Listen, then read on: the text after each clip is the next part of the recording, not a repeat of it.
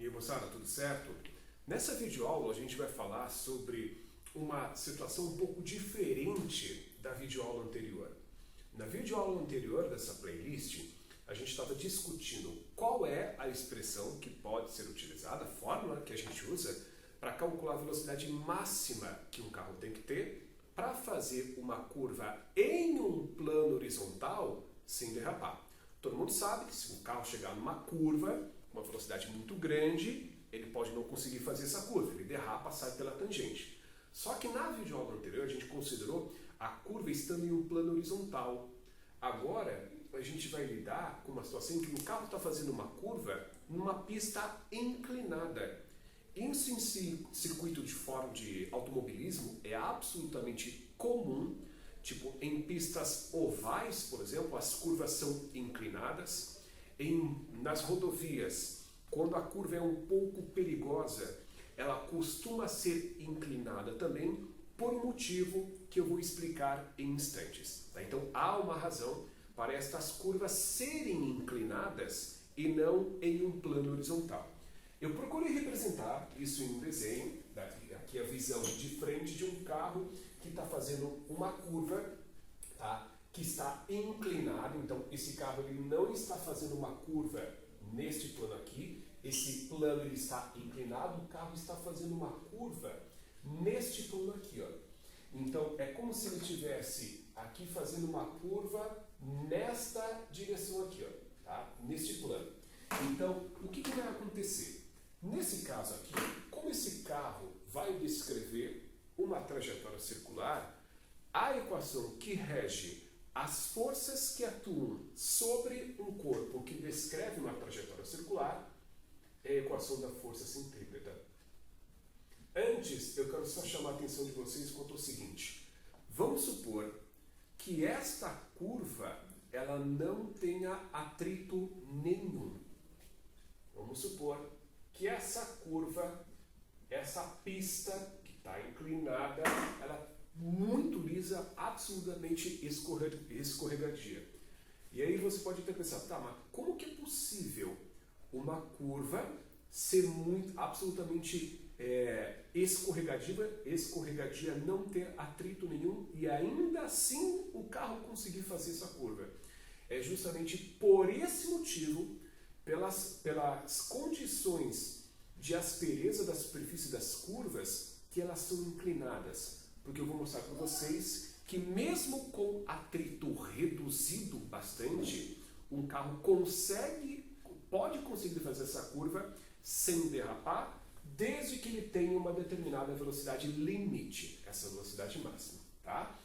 Então, esse carro, ele vai descrever, como eu disse, uma trajetória circular neste plano aqui, ó. Tudo começa bem com você identificando as forças que atuam sobre esse carro. Primeiramente, nós temos a força peso, força gravitacional, que sempre puxa para baixo, né? E temos também aqui, ó, uma força normal. Todo o corpo que está apoiado na superfície, sobre ele age uma força normal. Então, sobre esse carro, como ele empurra o leito da pista para cá, a força normal vai atuar nesta direção e sentido. Só que o que acontece? A força-peso é perpendicular à direção radial, né? A direção aqui da trajetória circular que esse carro descreve, mas a força normal não é perpendicular. Então aqui a gente precisa decompor a força normal. Nesta direção aqui, que é a perpendicular à direção radial, e nesta direção aqui, que é a própria direção radial. Como é que a gente decompõe o vetor? Para na ponta da força normal e projeta um vetor até encontrar essa direção aqui, ó. Esta é a componente da força normal, que eu vou chamar de Nx. Vai na ponta da força normal e traça uma linha até encontrar esta outra direção aqui, que eu vou chamar de Ny. A partir do momento que você decompõe o vetor, você trabalha apenas com as suas componentes. Então, esquece por um momento que a força normal, ela atua aí. Vale lembrar que no lugar do Fc, de força centrípeta, você coloca apenas as forças que atuam na direção do raio, que que é a direção em que esse corpo descreve essa trajetória circular. Essa aqui é a direção radial, né? Essa aqui, ó, esse carro está se movendo segundo essa direção aqui. Vejam que das 3 forças que atuam sobre esse carro, só a força NX atua nessa direção radial. É por esse motivo que no lugar do FC eu vou colocar NX igual a mv² sobre o raio. Agora a gente tem que refinar um pouquinho melhor isso aqui, ó. Vocês percebem que este triângulo aqui, ó, que representa essa curva inclinada, tá? Este triângulo aqui, ele é semelhante, este triângulo aqui, caso não tenha ficado claro, esse aqui, ele é semelhante a esse aqui, ó. Então, este triângulo aqui, ó, nada mais é do que esse triângulo rotacional um pouquinho para cima. Então, este triângulo aqui, ó, como ele é semelhante a este aqui, eles têm os mesmos ângulos. Então, se este ângulo aqui é o ângulo θ, por semelhança de triângulos, este ângulo aqui também é um ângulo θ. E aí vocês percebem que o NX faz o papel do cateto oposto ao ângulo θ. Então, o NX ele pode ser calculado como N vezes cosseno do ângulo θ. Já que cosseno é o cateto, seno do ângulo θ. Já que seno é o cateto oposto dividido pela hipotenusa, né? Como o NX faz o papel do cateto oposto ao ângulo θ, e seno de um ângulo é o cateto oposto sobre a hipotenusa, no lugar de NX eu coloco N de normal vezes o seno do ângulo θ. E isso aqui vai ser igual a m vezes v² dividido pelo raio. Vamos lembrar, o que a gente está procurando aqui? Ó? Uma fórmula, uma expressão matemática para calcular a velocidade máxima que esse carro tem que ter para conseguir fazer essa curva sem derrapar. Só que aqui a gente chega num impasse, porque a gente não tem informação nenhuma a respeito da normal. Né? Normal, vale lembrar que não tem uma fórmula para ter o seu valor calculado. A normal é sempre igual a alguma outra força.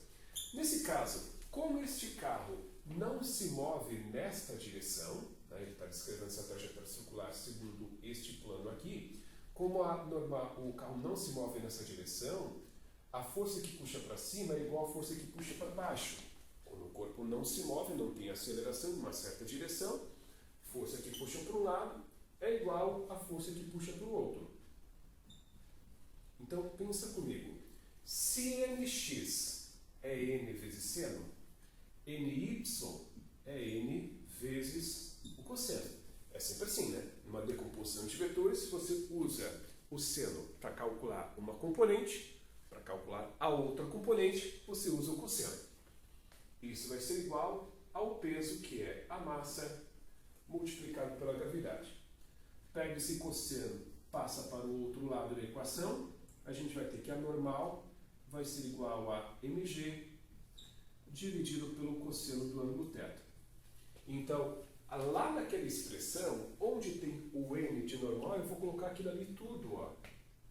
mg sobre o cosseno do ângulo θ vezes o seno do ângulo θ igual a mv² sobre o raio, dividido pelo raio. Aparece o m de massa nos dois lados da expressão, eu simplifico. Eu já vou chamar a atenção de vocês aqui agora quanto ao seguinte, vocês percebem que aqui, ó, à esquerda do sinal de igualdade, aparece aqui seno dividido pelo cosseno. Seno dividido pelo cosseno é igual a uma identidade trigonométrica chamada tangente. Então, eu vou reescrever essa expressão sem as coisas que eu cortei, e já no lugar do seno sobre o cosseno, colocando tangente do ângulo θ. Vai ficar assim, ó. V² sobre o raio é igual ao g multiplicado pela tangente do ângulo θ. Agora eu vou pegar este r que está dividindo, vou passar para o outro lado da equação multiplicando, e eu chego que esta velocidade máxima vai ser calculada através da raiz quadrada de rg vezes tangente do ângulo θ.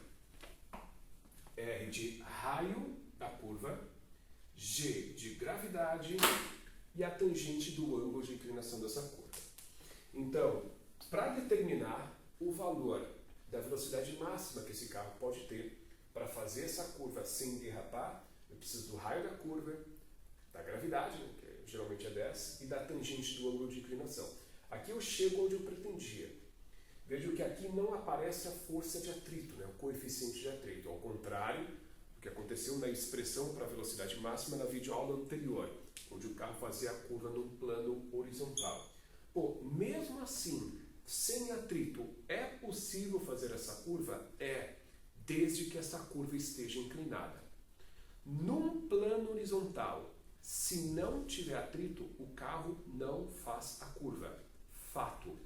Agora, não ter atrito, pode ser feita essa curva desde que a curva tenha uma determinada inclinação. Então, as curvas são dimensionadas dessa forma, aquilo que a gente chama de curva sobrelevada, curva com uma certa inclinação, justamente para compensar o atrito diminuído quando chove, quando tem óleo na pista, porque isso é absolutamente comum, né?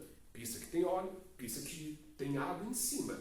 A força de atrito diminui, e aí quando a força de atrito diminui, a chance do carro derrapar é muito grande. Então você aumenta a inclinação dessa curva, que aí você compensa a força de atrito menor com essa curva sobrelevada.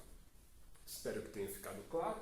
A gente está fazendo uma discussão bem técnica, bem matemática, mas também trazendo um pouco mais para essa questão do ponto de vista prático. Né? Por que essas curvas são inclinadas? Para justamente compensar o atrito pequeno quando chove, quando a pista está escorregadia. Quanto mais a curva estiver inclinada, menos atrito pode ter e mesmo assim o carro consegue fazer essa curva com essa curva sobrelevada, compensando a inexistência de atrito praticamente. Tudo bem? Então, era isso que eu tinha para discutir com vocês nessa videoaula. Até a próxima.